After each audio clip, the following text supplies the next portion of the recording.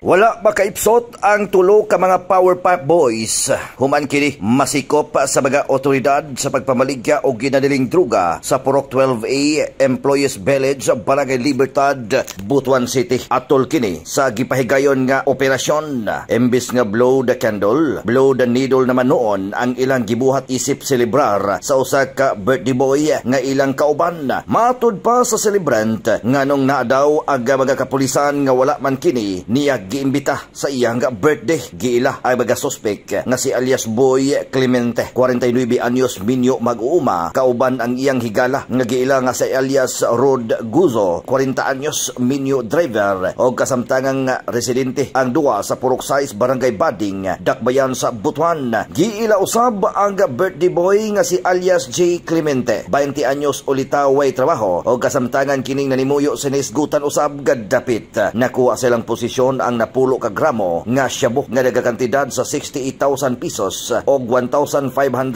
pesos nga buy-bust money o nagkalinlain nga mga drug paraphernalia. Sa gilusad nga operasyon akto kining nagpatsisyon aga mga naisgutang nga Powerpuff Boys. Giila sa mga otoridad ang tulo ka mga suspitsado nga street level individual drug personality. Matud pa sa mga operatiba nga dugay na kini nilang gimonitor ang maong suspek sa pagpamaligya sa ginadaling druga. Gani kampante pa kini kay dili basta-basta makita ang balay kay tungod og hastang tagua og nagpalibot niini ang lagot mong mga pananom. Sa pagkakaron ana-ana nakakustudiya sa Butuan City Police Station 3 ang naisgutang Powerpuff Boys para ipadayon ang pagselebrar sa birthday og makaangkon sa regalo may kalabutan sa Republic Act 9165 o Comprehensive Dangerous Drugs Act of 2002. Mga katropa, ampingan ta agatong panglawas inom sa makananayon sa Santon Plus Gold ug Santon Vitamin C. Alang sa nagkayusang Pilipino para sa Pilipinas, Junje Lebrias, XFM News.